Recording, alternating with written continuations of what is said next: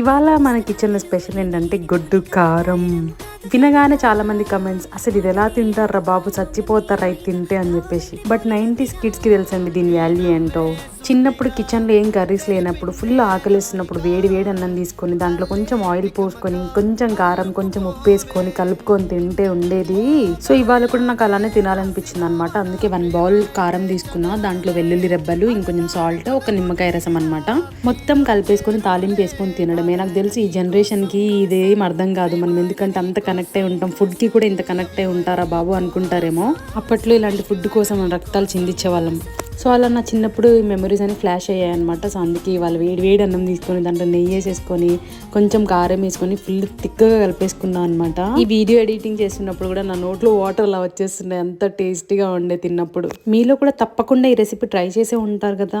Try చేసి ఉంటే నాకు కమెంట్ చేసి చెప్పండి. ఒకవేళ మీరు 90s కిడ్స్ అయితే